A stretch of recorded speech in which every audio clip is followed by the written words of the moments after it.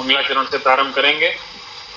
नमो भगवते तस्मै कृष्णाय अद्भुत कर्मणे रूप नाम विभेदेन जगत क्रीडति यो यतः वदनं काम रूपेण स्त्री भावाद भावितो हरिः मुहयन्मूल रूपेण अवतीर्ण सेव्यः एव सः यत्कृपालवमाश्रित्य तरन्ति भवसागरं पद्मावती मनोमोदं घनश्याम महं भजे। स्वमार्गीय शरण समर्पण सेवादि निरूपण ग्रंथ रचयिता श्री चरण, तदंतर्गत सिद्धांत के विषय के पश्चात शरणागति का विषय श्री चरण ने प्रतिपादित किया है और इस विषय के अंतर्गत बड़ी ही गहनता पूर्वक और बड़ी ही गंभीरता पूर्वक बड़े ही विशिष्ट प्रकार से छोटे छोटे बिंदुओं को श्री जी एक के बाद एक के बाद एक के बाद एक स्पष्ट करते जाते हैं और तदनुसार ग्रंथ का क्रम आगे बढ़ता है। और जैसा कि हम आप सभी जानते हैं कि हम 13वें श्लोक पर पहुंचे हैं इस ग्रंथ के और शरणागति के प्रकार से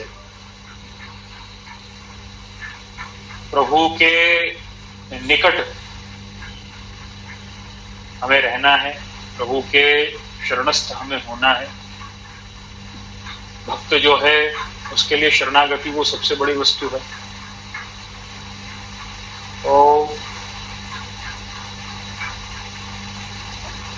13वें श्लोक में आगे के क्रम में 13वें श्लोक में श्री रचना आज्ञा करते हैं, न साधनैर भवेन मोक्षो हरिरेव तदात्मकः तदीयतायाः संपत्तौ उक्तेत्वेनैव चिन्तनम् अतः एव निराकांक्षा मोक्षतः कृष्ण सेवका। ये 13वां और 14वां श्लोक है और इसमें श्री चरण आज्ञा करते हैं कि हमें दृढ़ शरणागति के लिए, हमें कृष्ण के लिए, हमें कृष्ण के विषय में किस स्तर के भाव तक पहुंचना चाहिए, इसका स्पष्टीकरण श्री चरण करते हैं। यहां तक के ये आज्ञा कर दी है कि मोक्ष भी कृष्ण को मानना है। वैसे ये आज्ञा श्री महाप्रभु जी ने भी करी है और उसी का अनुकरण, उसी का अनुसरण हृदय चरण करते हैं। तो इन श्लोकों का हिंदी भाषांतर कुछ इस प्रकार से है, साधन करने से मोक्ष नहीं होता, क्योंकि श्री हरि ही मोक्ष स्वरूप हैं। उन हरि के दास हो जाएं तो मोक्ष ही मिल जाए, यूं समझ लेना। जब वे दयालु कृपा कर अपने दास के रूप में जीव का अंगीकार करते हैं तब भगवदीयत्व प्राप्त हो जाता है। वह प्राप्त होते ही मोक्ष मिल गया, यूं समझना। सदानंद श्री कृष्ण के दासानुदास सेवक मोक्ष की आकांक्षा कभी नहीं रखते। तात्पर्य प्रभु का दास होना यही मोक्ष है और मोक्ष रूप पुरुषार्थ प्रभु हैं, ऐसा समझना ही वास्तविक ज्ञान है।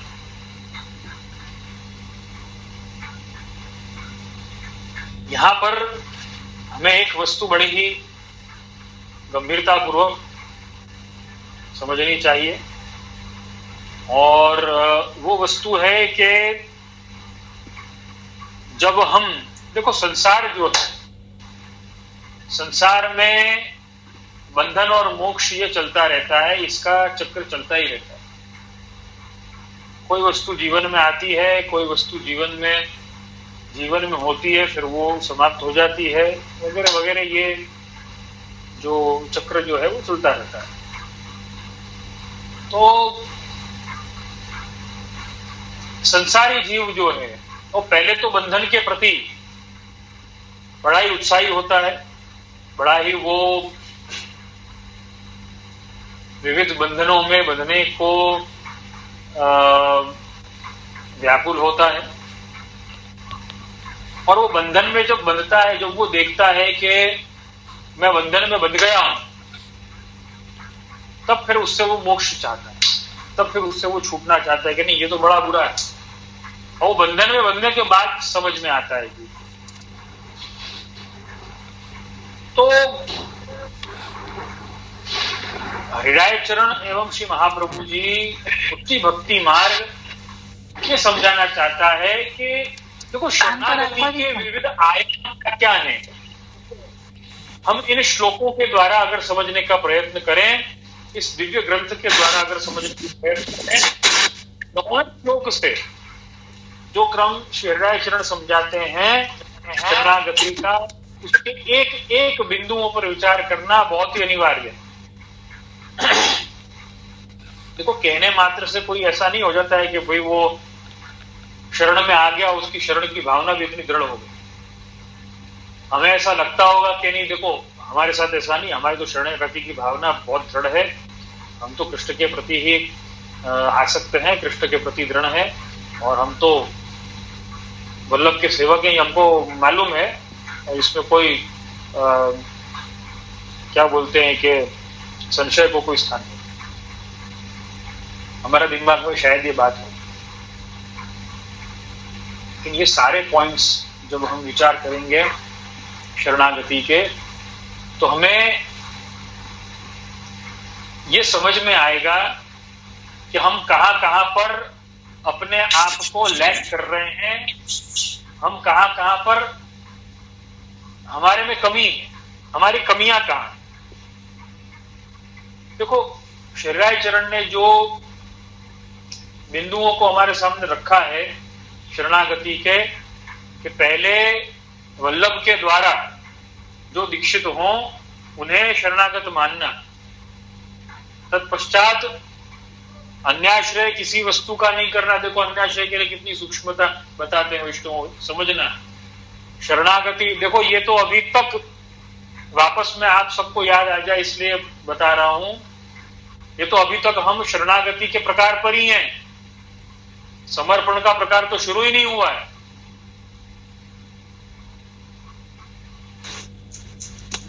शरण दीक्षा जो लेने वाला वैष्णव है, जो एक कंठी लेने वाला वैष्णव है, उसके ये सारे प्रकार हैं।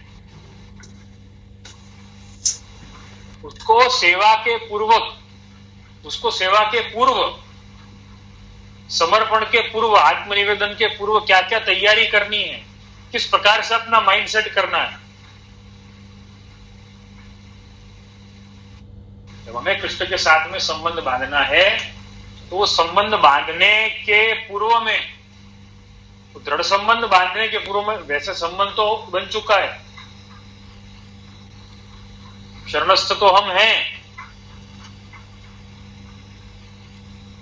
लेकिन तदुपरांत किन बिंदुओं पर, किन पॉइंट्स पर हमें खास ध्यान देने की आवश्यकता है।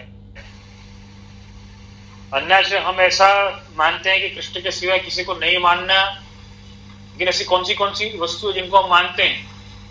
यहाँ पर सूक्ष्मता हर एक वस्तु की बताई है हरिराय चरण में 11वें श्लोक में। अन्य मार्ग का आश्रय नहीं, तीर्थ का आश्रय नहीं, किसी अन्य देश का आश्रय नहीं, वैदिक तांत्रिक इत्यादि मंत्रों का आश्रय नहीं, किन्हीं वस्तुओं का आश्रय नहीं करना है, कोई कर्म इत्यादि का आश्रय नहीं करना है। माने अन्याश्रय नहीं करना।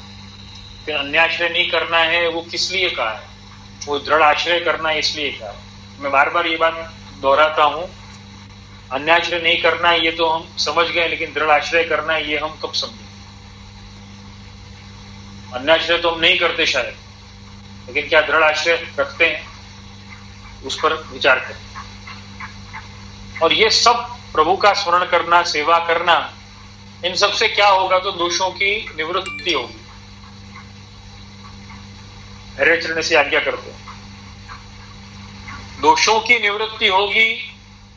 वो कब होगी या उससे फल क्या मिलेगा। तो कहा कि उससे फल ये मिलेगा कि हमारे में विवेक, धैर्य इत्यादि सद्गुण, प्रभु के लायक जो गुण है वो आएंगे, एक भक्त के जो लक्षण है वो आएंगे, और प्रभु लायक ये देह बनेगी, प्रभु लायक ये जीव सिद्ध होगा, इसमें दीनता आएगी। कहने का तात्पर्य कि उसमें दीनता आएगी। तत्पश्चात हृदय आज्ञा करते हैं, ये सारी बातें शरणागति के लिए जो कही हैं, ये सब क्यों इंपॉर्टेंट है, सब क्यों जरूरी है। तदनुसार हृदय आज्ञा करते हैं कि हमें सुख की आकांक्षा, हमें सुख की अपेक्षा, इसीलिए हमें प्रभु के, श्री हरि के दास बनना है, कि मात्र और मात्र आनंद उनके पास है, सुख उनके पास है, वो स्वयं सुख स्वरूप है, उनका नाम भी सुख दे जाता है, तो भाई स्वरूप की तो कहां बात रह जाती है। तत्पश्चात जो कोई लोग ऐसा मानते हो कि देखो सच्चा सुख तो क्या मोक्ष में है, ये सब तो बंधन है, तो हरिराय उसकी भी स्पष्टता करते हैं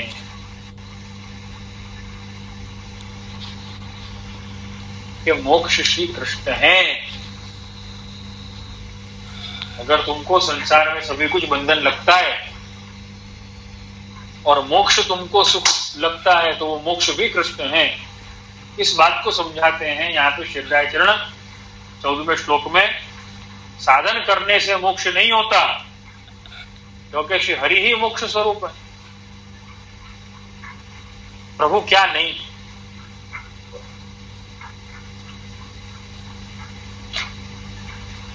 ऐसी एक बात बताई जाए या ऐसा कोई एक पक्ष विचार किया जाए जो प्रभु का स्वरूप नहीं है, जो जहां पर प्रभु नहीं,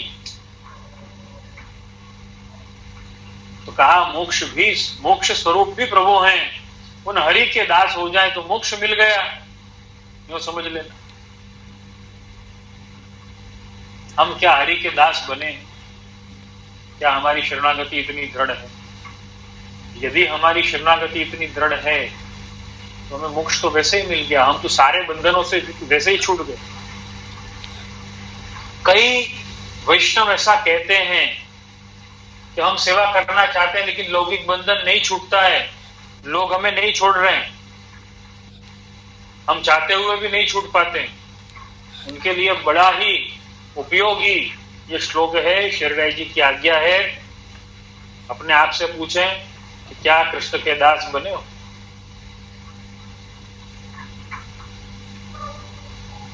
कृष्ण का दास कभी न उदास। किसी ने बहुत अच्छा कहा, कृष्ण का दास कभी न उदास। लेकिन ये कब हो सकता है? जब हम हकीकत में कृष्ण के दास बन चुके हैं, तब हो सकता है। सिर्फ कहने मात्र से नहीं होगा। वो अनुसंधान, कृष्ण के दासत्व का जो अनुसंधान है, वो हर घड़ी, हर कार्य में, हर वस्तु में, हर व्यवहार में, हर बात में वो आए, तब ऐसा कहा जाएगा कि ये कृष्ण का दास है। और कृष्ण का दास वो कभी न उदास।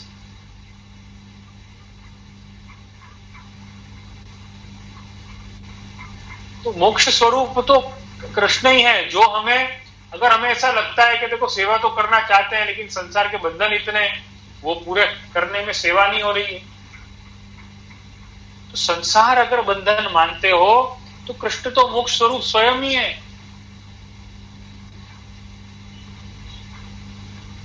कहीं ऊपर से कोई मोक्ष उतर के आने वाला नहीं है, कोई ऐसी कोई उल्का पिंड की तरह, एस्टेरॉइड की तरह ऊपर से उतर के नहीं आने वाला, जैसे मोक्ष कहते हैं। देखो, पकड़ लो, रख लो अपने पास में।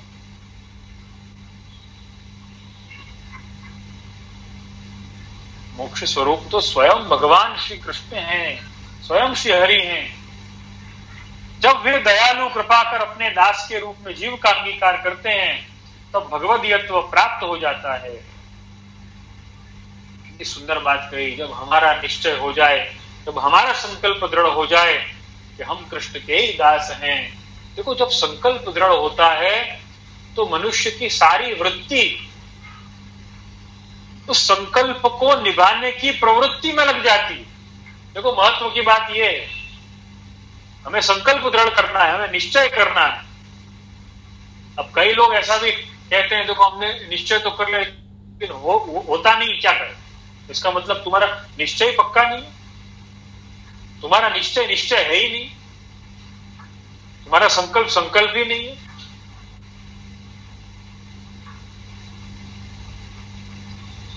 कृष्ण के दास बनने का जो संकल्प अगर है तो पहला, कृष्ण के दास अगर बन गए तो ये आनंद या ये सुख की अनुभूति अपने आप ही मिल जाएगी कि देखो मोक्ष तो मिल गए, प्रभु ने अपना दास बना लिया, हम प्रभु के दास बन गए। उससे अधिक और सुंदर बात, उससे अधिक और मोक्ष की बात और क्या हो सकती है? तो जब हमें मोक्ष स्वरूप साक्षात मिल गए हैं तो अब किस बंधन के चक्कर में हम पड़े हुए हैं? देखो, संसार छोड़ने की बात करना और सही में संसार छोड़ना, दोनों में बहुत अंतर है। हमारे यहां पर संसार छोड़ना, अपने पुष्टि मार्ग में संसार छोड़ना मतलब ऐसा नहीं है कि सब कुछ छोड़ छाड़ के और जंगल में हमें ना निकल गए, नहीं। संसार में रहते हुए संसार के जो विषय सुख हैं, जो कृष्ण के प्रति हमारी भावनाओं को रोकते हैं, कृष्ण के प्रति समर्पित रहने से हमें रोकते हैं, उनको छोड़ना, कृष्ण के प्रति आसक्त होना। तो अगर हम दास बन गए हैं तो मोक्ष तो अपने आप मिल गए, आपके बंधन तो अपने आप ही ना छूट गए।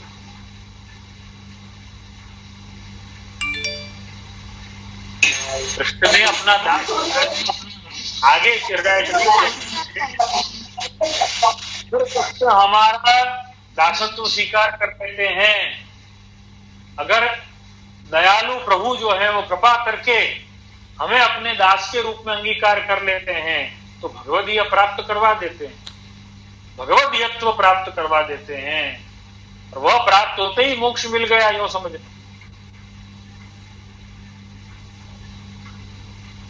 प्रभु के समीप पहुंचना वो किसी मोक्ष से कम नहीं है, लेकिन हमें वो मोक्ष जैसा नहीं लगता है। क्यों? क्योंकि हमने उसमें भी बंधन बांधा हुआ है, हम उसको भी बंधन बांधते हैं। अरे कृष्ण के दास हो गए ना, अब क्या करना पड़ेगा? अब हमें तो सेवा करनी पड़ेगी, अब हमें तो सब कुछ संसार भूल जाना पड़ेगा। अरे संसार भूल नहीं जाना पड़ेगा, हमें संसारी भूलना पड़ेगा। अगर संसारी भूलना होता तो प्रभु स्वयं हमें संसार में भेजते क्यों? संसार में रह करके संसारी नहीं बनना है, यह महत्व की बात है। सदानंद श्री कृष्ण के दासानुदास सेवक मोक्ष की आकांक्षा कभी नहीं रखते। तात्पर्य प्रभु का दास होना यही मोक्ष है। मोक्ष कृष्णस्य चेत ध्रुवम, कृष्ण का बन जाना यह मोक्ष है। पुष्टि मार्गीय मोक्ष तो यही, मोक्ष कृष्णस्य चेत ध्रुवम, और मोक्ष रूप पुरुषार्थ प्रभु है, ऐसा समझना ही वास्तविक ज्ञान है। अगर मोक्ष के लिए कोई प्रयत्न करना है तो साक्षात प्रभु की सेवा तो मोक्ष रूपी है, मोक्ष रूपी पुरुषार्थ है। और प्रभु का दास बन जाना वो मोक्ष है। मोक्ष कृष्णस्य चेत ध्रुव, ये भावना जो है जब हमारे भीतर दृढ़ हो जाएगी, जब हमारे भीतर वो बिल्कुल बैठ जाएगी, तब हमें किसी मोक्ष की आकांक्षा नहीं रहेगी, किसी वस्तु की हमें आकांक्षा नहीं रहेगी।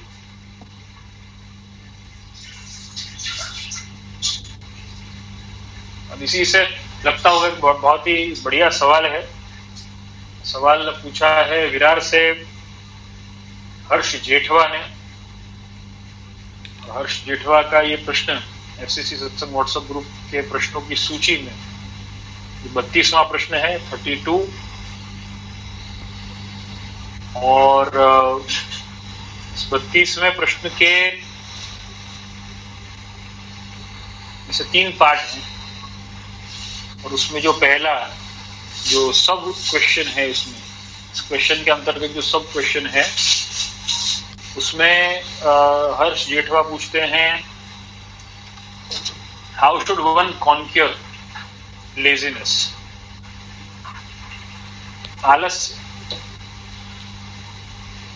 आलस्य को कैसे दूर भगाया जाए या आलस्य कैसे दूर रहा जाए।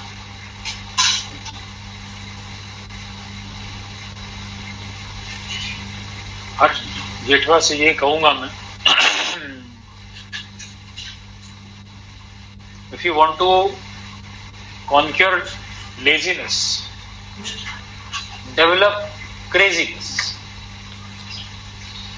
I repeat, if you want to conquer laziness, you have to develop craziness.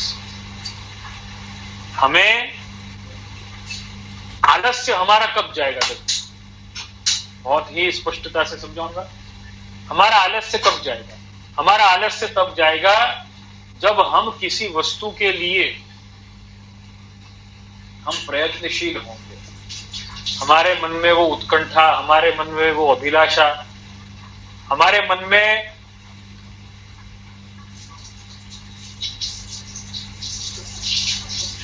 वो पुरुषार्थ की आकांक्षा,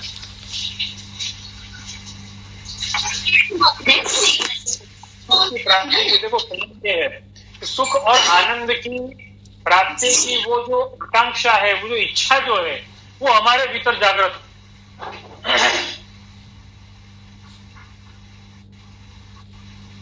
लेजीनेस, आलस्य का अर्थ क्या है? जब आदमी कुछ न करे। अब कुछ आदमी कब नहीं करेगा? जब उसे दिखता है कि देखो ये सब करके कोई अर्थ ही नहीं, इसका मतलब नहीं है, उसका मतलब नहीं है, ये मतलब नहीं, वो मतलब नहीं है, इससे अच्छा ये कि मैं कुछ ना करूं। लेकिन वो लेजीनेस का जवाब क्या है? वो लेजीनेस का जवाब जो है वो क्रेजीनेस। और ये जो क्रेजीनेस है ना, ये क्रेजीनेस अगर हृदय चरण के शब्दों में समझाऊं तो वो शरणागति है। कि महाप्रभु जी के शब्दों में समझाऊं, पुष्टि भक्ति मार्ग के सिद्धांतों के संदर्भ में समझाऊं तो वो शरणागति। वो क्रेजीनेस जो है, शरणागति हमें वो क्रेजी बना सकती है, क्रेजी बनाती है। लेकिन क्या है, तकलीफ ये है कि हमने ऐसा सोच लिया है। देखो आज हमको मालूम है कि हम अमुक अमुक कार्य करेंगे, अमुक अमुक काम हम करेंगे तो हमें अमुक अमुक हमारा फायदा होने वाला है। हम सारा आलस से छोड़ करके वो काम करेंगे या नहीं करेंगे, क्योंकि हमें मालूम है हम हमारा आलस से नहीं छोड़ेंगे, हम ये काम नहीं करेंगे तो हमारा फायदा नहीं होगा, हमारा नुकसान होगा, ये हमें मालूम है। अब नुकसान कौन करना चाहेगा? अब नुकसान और फायदे से भी ऊपर एक और वस्तु आती है, वो आनंद है।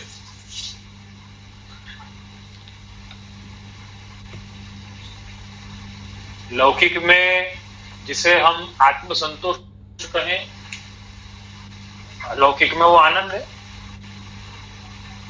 वहां पर वो आनंद इसलिए है क्योंकि वो आत्मसंतोष हमसे ज्यादा हमारे प्रभु को मिलता है। हमारा आत्मसंतोष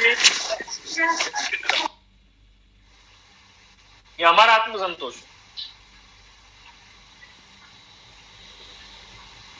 And now let me tell you, in today's world, today's modern world language, doesn't it sounds crazy? जब श्री हृदय चरण आज्ञा करते हैं कि मोक्ष स्वरूप हरि,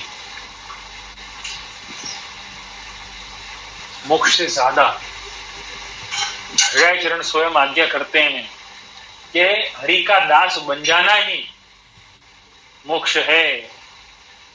मोक्ष मिल गया, अगर हरि के दास बन गए तो समझ लेना कि मोक्ष मिल गया। Isn't it crazy? Isn't it crazy?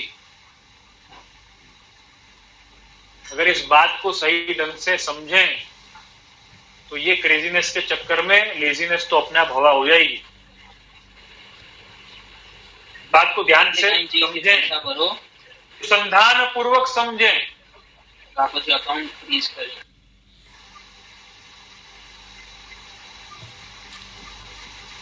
जब वे दयालु कृपा करेंगे, हमें अपना दास मानेंगे, हमारे दासत्व को स्वीकार करेंगे, तब भगवदीयत्व का दान कर देंगे। Isn't it crazy? पता नहीं हम किस किस वस्तुओं के प्राप्ति की होड़ में लगे हुए हैं।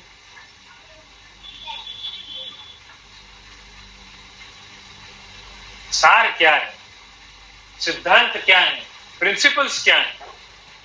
प्रिंसिपल ये है, देखो सभी वस्तुओं का जो सार है, सिद्धांत है, प्रिंसिपल है, वो ये है कि हमें आनंद चाहिए, हमें सुख चाहिए।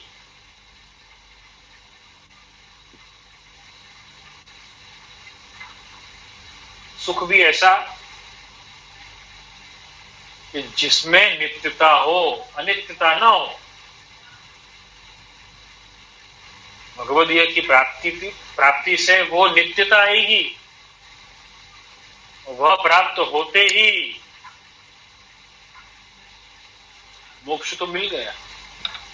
भगवदीयत्व मिल गया मतलब मोक्ष तो अपने आप मिल गया।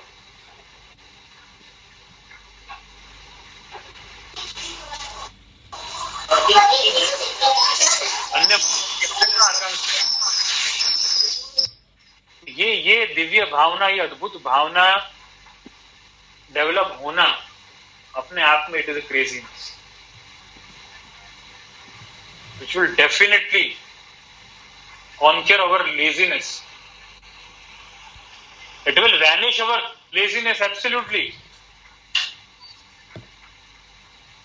आप लेजीनेस पर जितनी मेहनत करोगे लेजीनेस को भगाने की, शायद वो भागे या कुछ समय के लिए भागे या एक पर्टिकुलर किसी कार्य के पूरे होने तक भाग जाए, वापस आ जाएगी। लेकिन ये क्रेजीनेस जो है, ये क्रेजीनेस आपने डेवलप अपने अंदर कर ली तो वो लेजीनेस जो है वो अपने आप भाग जाएगी। तो लेजीनेस को भगाने का सबसे अच्छा या लेजीनेस को जीतने का सबसे अच्छा जो मंत्र है, सबसे अच्छा फंडा जो है वो क्रेजीनेस है। और अगर क्रेजी किसी के लिए होना है, क्योंकि देखो क्रेजीनेस में भी वापस नित्यता का तो सवाल आने ही वाला है।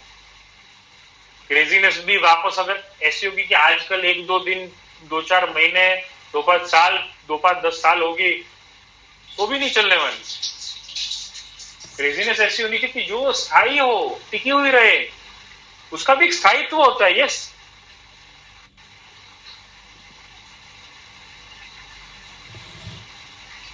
उसका जो स्थायित्व है, देखो मैं बहुत स्पष्ट तौर पे आप सबसे एक बात शेयर करना चाहूंगा।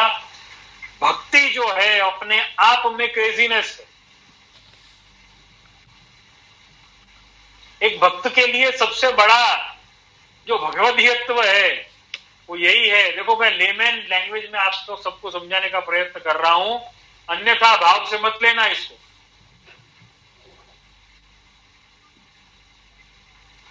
भक्त के लिए सिर्फ यही देखा जाता है वो कितना ज्यादा क्रेजी है। जितना ज्यादा क्रेजी उतना कम वो लेजी।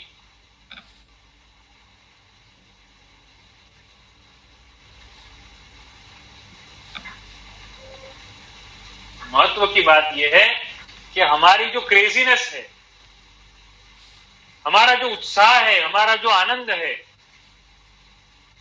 उसे हम कितना पोषित कर पाते हैं।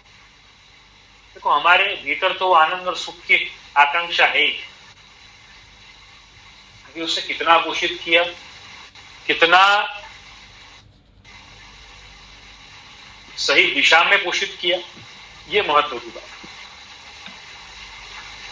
तो लेजीनेस के लिए क्रेजीनेस इज इक्वल टू शरणागति, या आप कहें सांप्रदायिक भाषा में अगर समझना चाहें तो उसे शरणागति का नाम दे सकते हैं।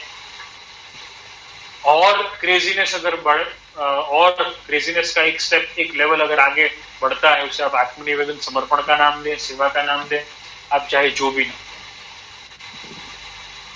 शरणागति तो मुख्य है, उससे सारी लेजीनेस, वो क्रेजीनेस के चक्कर में सारी लेजीनेस तुरंत छू हो जाएगी, ये तो निश्चित बात है।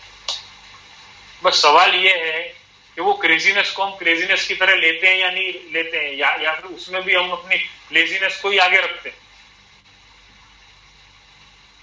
जैसा कि मैंने समझाया था, आर्ट ऑफ रीजनिंग वाला मामला तो नहीं है।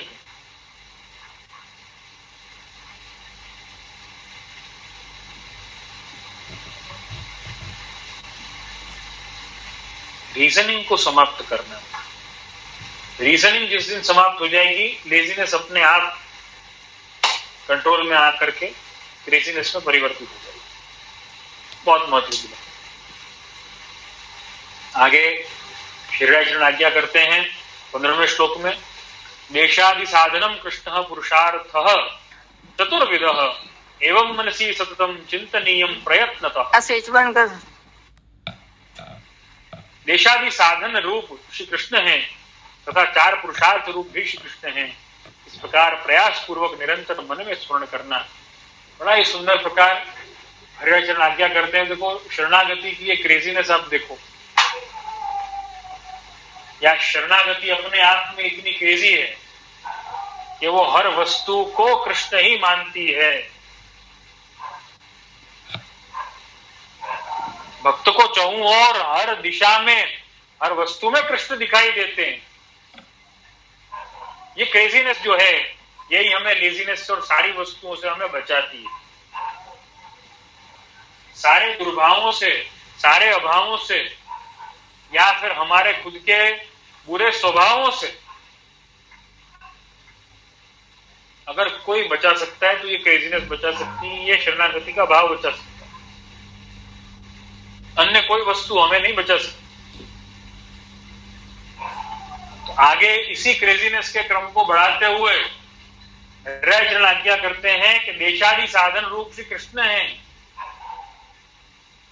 4 पुरुषार्थ रूप श्री कृष्ण है, धर्म अर्थ काम मोक्ष श्री कृष्ण है।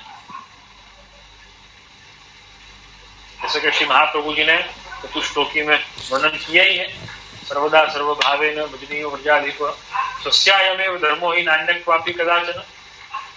धर्म रूप जो है वो कृष्ण है, धर्म पुरुषार्थ रूप कृष्ण है,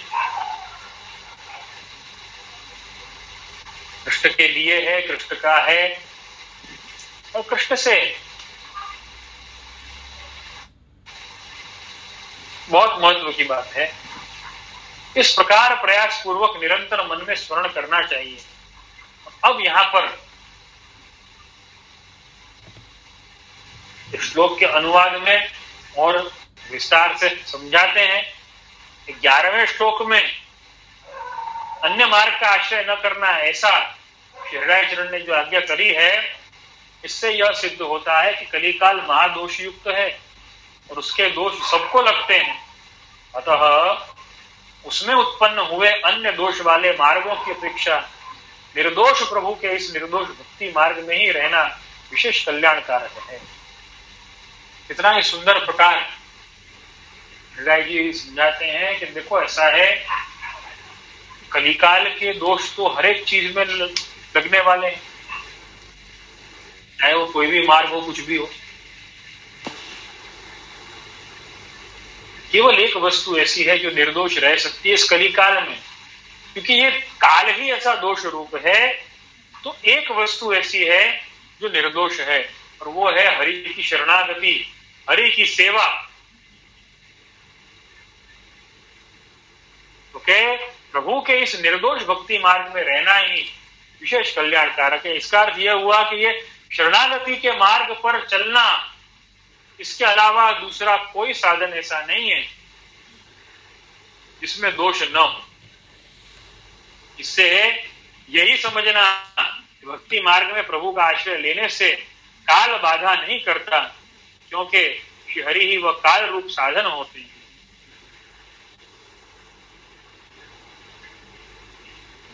वापस धर्म के जो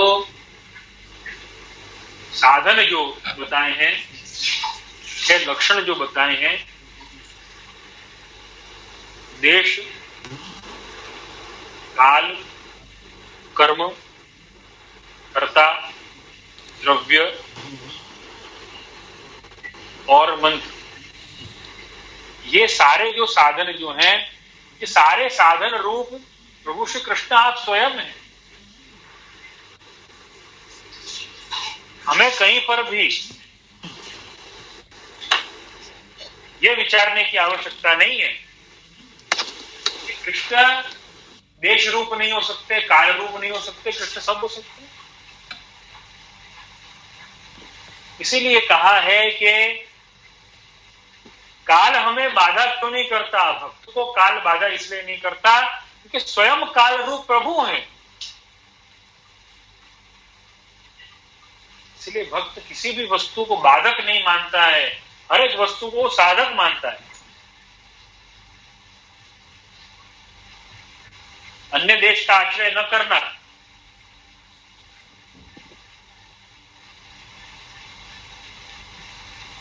ग्यारहवें श्लोक का संदर्भ यहाँ पे बताते हैं कि 11वें श्लोक में जो बताया कि काल का आश्रय न करना, क्यों? क्योंकि काल रूप तो हरि कोई देश रूप है। फिर कहते हैं सब कुछ श्री हरि ही करते हैं, इस प्रकार कहने से कर्ता भी श्री कृष्ण है। यह सिद्ध हुआ। तीर्थ का आश्रय न करना, इससे सिद्ध हुआ कि द्रव्य रूप साधन प्रभु ही है। प्रभु ही तीर्थ रूप है, द्रव्य रूप है, अतः उनका आश्रय करना। मंत्र का आधार न रखना, यूं कहने से मंत्र रूप साधन भी श्री कृष्ण ही है।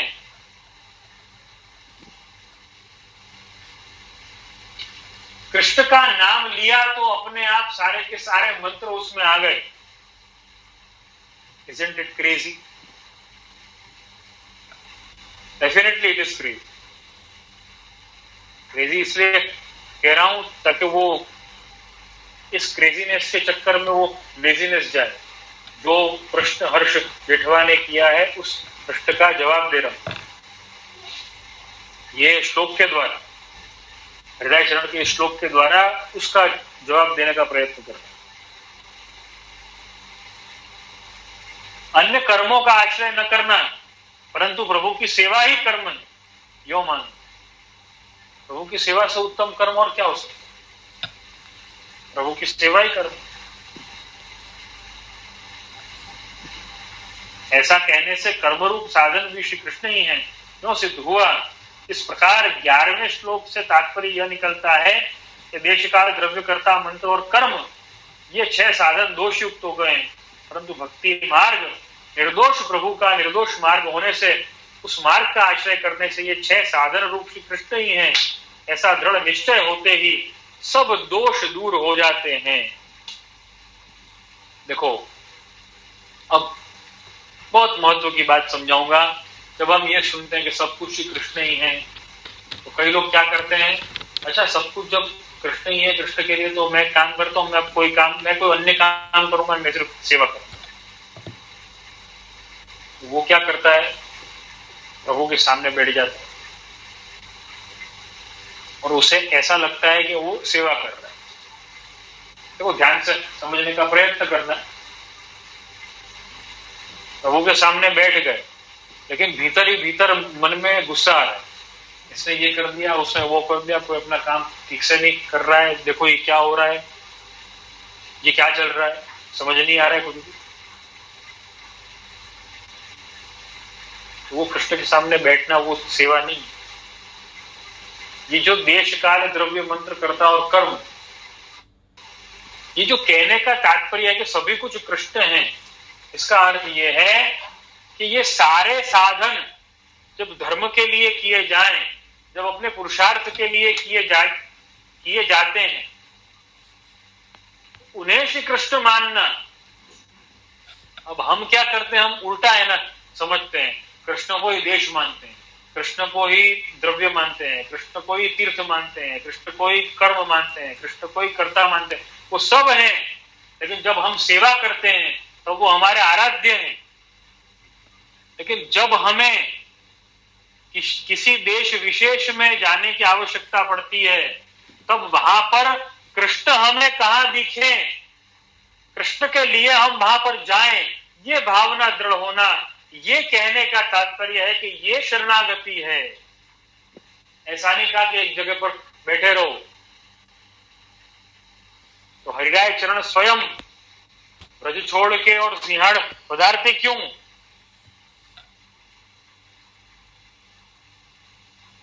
कहने का तात्पर्य हमें बहुत स्पष्ट तौर पे समझना पड़ेगा। विष्णुओं, महत्व की बात यह है कि कृष्ण के सेवक जो हैं, अगर प्रभु ने ऐसी अनुकूलता दी है, प्रभु ने ऐसी कृपा की है कि हमें अपने सन्मुख रखना चाहते हैं, अपने सन्मुख रखते हैं, लेकिन हमारे विचार में, हमारे स्वभाव में वो दीनता, वो विवेक जस का तस बरकरार है। अब बैठे तो ठाकुर जी के सामने, लेकिन जीव जो है वो तो अंदर से जल के खाक हो रहा है। देखो ये क्या कर रहा है, देखो वो क्या कर रहा है, कोई अपना काम ठीक से नहीं कर रहा है, हमको क्या, हमको सेवा करनी है। देखो तूने ऐसा किया, देखो तूने ऐसा किया, लेकिन अब हमको क्या, हमको सेवा करनी है, भले ना वो करे। अरे भाई हमको क्या सेवा करनी है, तुम बैठे बैठे इतना अपना जीव बाल रहे हो, अपना जीव जला रहे हो, अपनी जान जला रहे हो, और कह रहे हो हमको क्या करना है। बहुत महत्व की बात है। विष्णु ये खास समझने का प्रयत्न करें।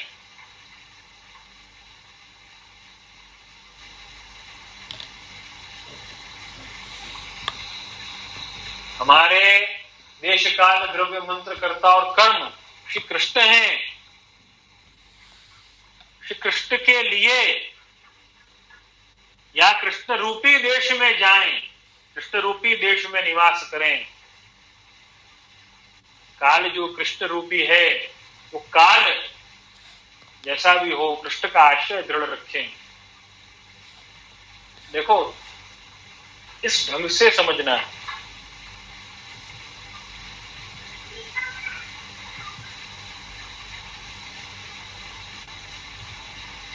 काल के अनुकूल होने की राह देखनी, इससे अच्छा कृष्ण रूपी काल जो है, काल रूपी भी कृष्ण ही बताए, तो कृष्ण के अनुकूल हो जाना।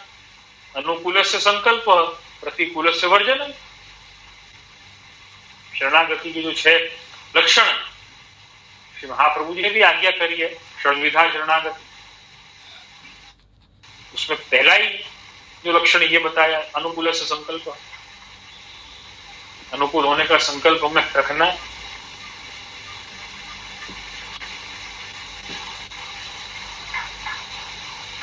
तो ये सभी साधन रूप जो हैं, सभी धर्म के लक्षण जो हैं, ये कृष्ण के ही स्वरूप हैं। कृष्ण आप स्वयं हैं, इसमें कोई संशय नहीं। इस बात की स्पष्टता यहाँ पे श्री हरिराय चरण करते हैं। और अब एक और प्रश्न लेंगे, जो देश काल द्रव्य मंत्र कर्ता और कर्म रूपी कृष्ण जो हैं, उनके स्वरूप को स्पष्टता और विशेष करके और स्पष्टता हो, उसके लिए एक और प्रश्न लेंगे। प्रश्न नंबर पहला है प्रश्नों की सूची के अनुसार, एफसी सत्संग व्हाट्सएप ग्रुप की सूची के अनुसार। और ये पहला प्रश्न है प्रीतिबेन मेहता, जो कांदीवली में निवास करते हैं। बहुत ही सहज बातों से हमें ये समझ में आता है कि हमने कृष्ण को सकल पुरुषार्थ रूपी माना है या नहीं। सिनारियो 1, राजभोग में नमक आता है। अब सपोज कभी सामग्री में नमक कम पड़ जाए या न पधराया, तो जो नमक धराया था क्या वो भोग सराने के बाद प्रसादी में सामग्री में ऐड करके लिया जा सकता है, या प्रभु जैसा आरोग्य हैं एज इट इज महाप्रसाद लेना चाहिए? पहली बात। राजभोग में नमक आता है। अब सपोज कभी सामग्री में नमक कम पड़ जाए या न पधराया हो, पहली बात यह कि सामग्री में नमक कम पड़ेगा तो क्यों पड़ेगा, पहला सवाल, उसका जवाब मैं दूंगा।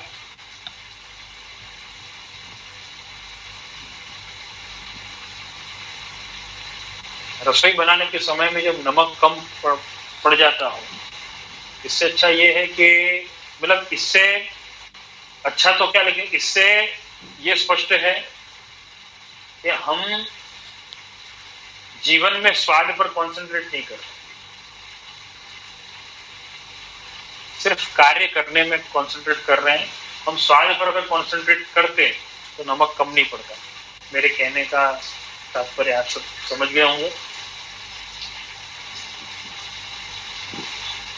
या न पधराया हो, तो जो नमक धराया था वो क्या भोग सरने के बाद प्रसादी में सामग्री में ऐड करके लिया जा सकता है। नमक कम पड़ जाए या पधराना ही भूल जाए नमक, वो सिनारियों में क्या किया जाए। देखो, नमक कम पड़ जाए या पधराना कब भूल सकते हैं, जब हमारा कंसंट्रेशन नहीं, जब हम अपना बेस्ट वो सेवा के लिए नहीं दे रहे। पहले तो मैं यही कहूंगा कि हमें सेवा के लिए अपना बेस्ट देना है, क्योंकि सकल पुरुषार्थ रूपी प्रभु श्री कृष्ण है और हम कृष्ण की सेवा कर रहे हैं, तो हमें अपना बेस्ट तो देना ही है, उससे तो हट ही नहीं सकते। ये तो क्लियर हो गया, उससे तो हटा ही नहीं जा सकता। जो नमक धराया था, क्या वो भोग सराहने के बाद प्रसादी में सामग्री में ऐड करके लिया जा सकता है? क्या प्रभु जैसा आरोग्य है एज इट इज महाप्रसाद देना चाहिए? उत्तम पक्ष, जैसा प्रभु आरोग्य है ऐसा महाप्रसाद दे लेना चाहिए, उत्तम पक्ष है, सबसे बेस्ट। कारण मैं आपको बताता हूं। 1 बार, 2 बार, 3 बार, 10 बार, 20 बार, 25 बार, 50 बार, 100 बार, जब हम अपने कंसंट्रेशन या अपनी भक्ति के भाव से हम दूर हट गए हैं, प्रभु की सेवा में जो हमारा कंसंट्रेशन नहीं रहा है, उस कारण से ये जो परिणाम आया कि हम भूल गए, जब हम उसे महाप्रसाद के रूप में 10 बार, 25 बार, 50 बार या 100 बार लेंगे, तो हमें अपने आप समझ में आ जाएगा कि कंसंट्रेशन रखना चाहिए था पहले। मतलब क्या होगा, इससे और प्रभु से जुड़ा होगा। उत्तम पक्ष। मध्यम पक्ष ये है, प्रभु को नमक जो भोग आता है प्रसादी में पधरा करके ले सकते हैं, लेकिन again according to Ayurveda, according to doctors and every known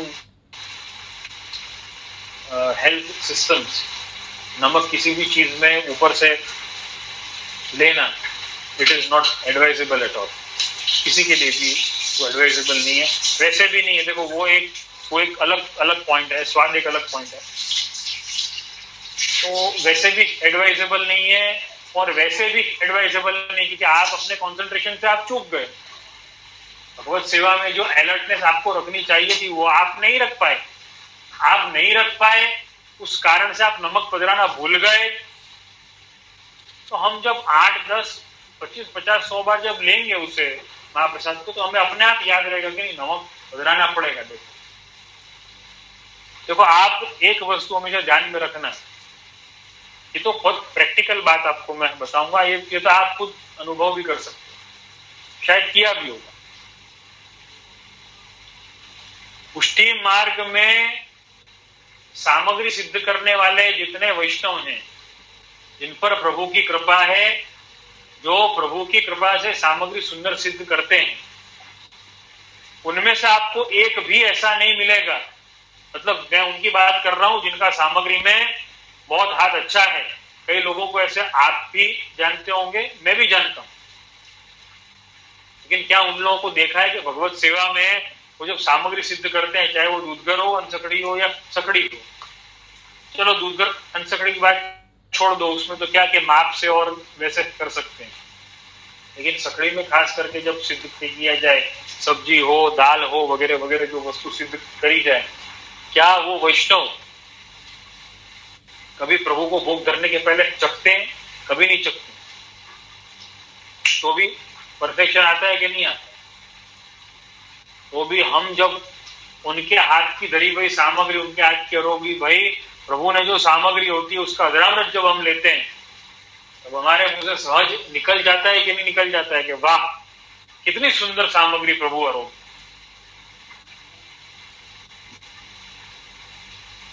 और वहीं पर आप देखने जाओ, दुनिया का सबसे बड़ा से बड़ा जो शेफ होगा ना इस संसार का, मुझे तो मालूम नहीं कौन संसार का सबसे ग्रेटेस्ट शेफ है, लेकिन जो सबसे बड़े से बड़ा जो शेफ होगा ना, एक्सपर्ट शेफ भी चखे बिना किसी डिश को तो कंफर्म नहीं करेगा कि नहीं ये परफेक्ट बन चुकी है, लेकिन वो एक भक्त जो है उसे बिना चखे बता सकता है कि ये परफेक्ट सिद्ध हो गई है, ठाकुर जी के लायक बन गई है। शायद उसे 1, 2, 3, 4, 5 बार गलती होगी, बाद में सब अपने आप सही होना शुरू हो जाए।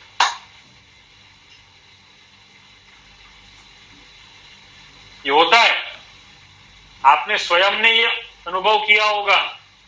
प्रभु को जब सामग्री अरोग नहीं होती है, कोई आदमी चखता नहीं है, कुछ नहीं करता है, तो भी प्रभु न तो उसमें नमक कम पड़ता है, ऐसी कृपा करते हैं कि न तो उसमें नमक कम पड़ता है न ज्यादा पड़ता है, बिल्कुल प्रभु लायक सामग्री सिद्ध होती है। बहुत सी बार अपने हाथ से भी, अपने पर प्रभु ऐसी कृपा करते हैं तो अपने हाथ से भी सिद्ध हो जाती है। तो भगवदियों की तो बात ही कहाँ रही।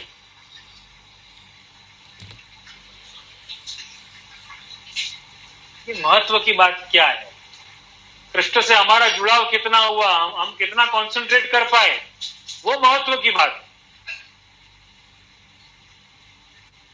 संसार का बड़े से बड़ा शेफ जो है, एक गली के नुक्कड़ का चाय वाला जो होगा ना, वो दिन में 10 बार चाय बनाएगा, लेकिन 10 के 10 बार वो चाय को चक के और देता जाएगा प्याली में या गिलास में भर भर के। 10 बार बनाएगा तो 10 बार चखेगा। लेकिन एक भक्त जो है ना, दिन में एक सामग्री बनाएगा और एक बार भी नहीं चखेगा। वो तो चखेगा तभी जब प्रभु अरोग लें, प्रभु का अधरामृति वो चखेगा, वही तो स्वाद है उसके लिए। उसका तो स्वाद ही वो है कि प्रभु ने अरोग लिया और सुखरूप अरोग है। देखो, ये पुष्टि भक्ति मार्ग है। तो ये कंसंट्रेशन जो है, इसीलिए मैं तो यही सजेशन दूंगा कि हमारा कंसंट्रेशन जो है वो परफेक्टली प्रभु सेवा में लगे।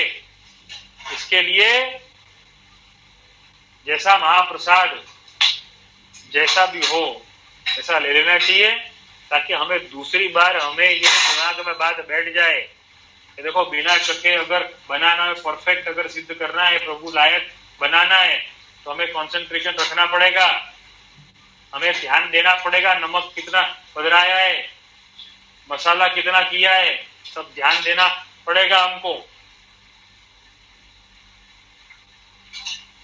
दोनों ही रीत से एडवाइजेबल नहीं, भक्ति मार्ग की रीत से भी नहीं है और हेल्थ के पॉइंट ऑफ व्यू से भी नहीं, दोनों ही प्रकार से एडवाइजेबल नहीं है। लेकिन अब फिर भी अगर हमें ऐसा लगता है प्रसादी नमक उधराना है तो ultimately it is your choice, लेकिन उत्तम पक्ष तो नहीं होगा। गलत नहीं होगा लेकिन उत्तम पक्ष नहीं होगा। नाउ सिनारियो 2, प्रश्न नंबर 1 प्रीतिबेन मेहता का प्रश्न प्रश्नों की सूची में, और सिनारियो 2 उसमें। सिनारियो 2, कभी कभी हम अधिक सामग्री सिद्ध करते हैं तो पोर्शंस में भोग धरते हैं।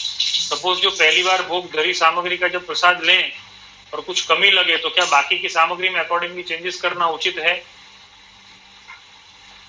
मुझे ये थोड़ी स्पष्टता नहीं हो रही कि पार्ट्स में आप सामग्री धरते हैं।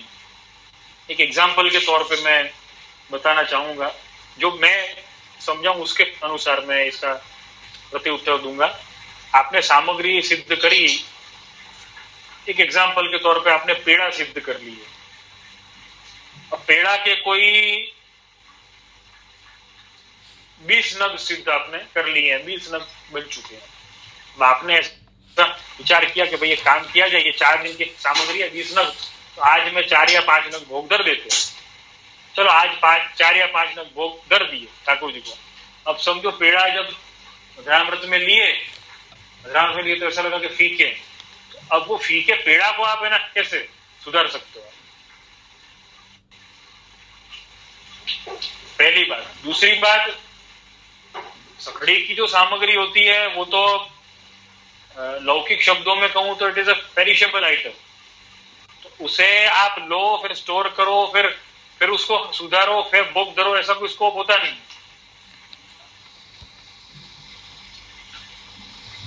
तो मुख्य मुद्दा यही है। सिनारियो 2 में भी मैं यही कहूंगा कि हमारा कंसंट्रेशन जो है वो वर्ल्ड के बेस्ट शेफ से भी अधिक है, क्योंकि प्रभु की कृपा हम पर है। एक भक्त के ऊपर प्रभु की कृपा होती है, उसकी शरणागति ही उसका सबसे बड़ा हथियार है, उसका शस्त्र है।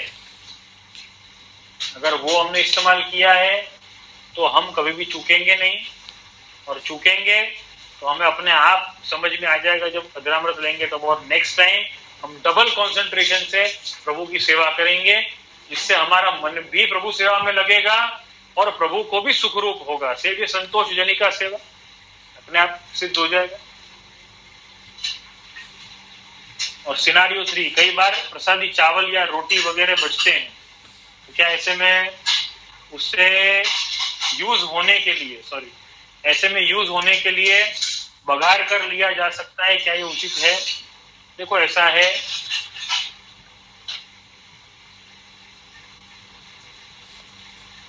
पहला उत्तम पक्ष तो यही है कि जैसे प्रभु अरोगे हैं वैसे ही लिया जाए।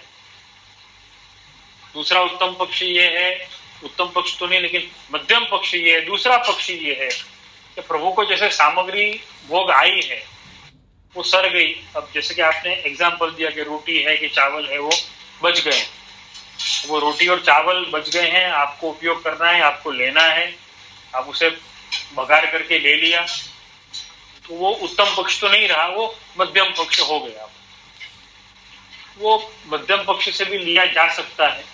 ऐसा नहीं कि हर व्यक्ति फर्स्ट रैंकर ही बने, लेकिन we have to try to be a first ranker. Obviously everyone needs to be in merit. तो एक भक्त के तौर पे अगर हमें मेरिट में आना है या प्रभु और महाप्रभु को प्रिय जो लगता हो वो करना है, देखो हेल्थ पॉइंट ऑफ व्यू से भी वो बहुत अच्छा है कि जो बचा है,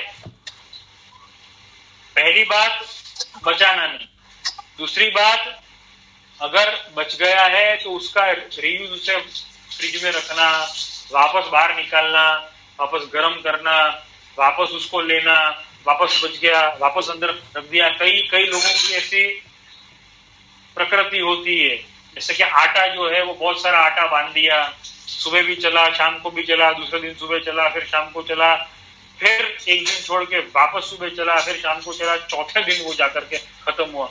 आटा एक बार में सान लिया, बहुत अच्छी बात है, चलो गरम गरम रोटी बना के खा लेंगे, लेकिन वो आटा किसी काम का नहीं है, न्यूट्रिशनल वैल्यू तो उसकी 0 हो चुकी।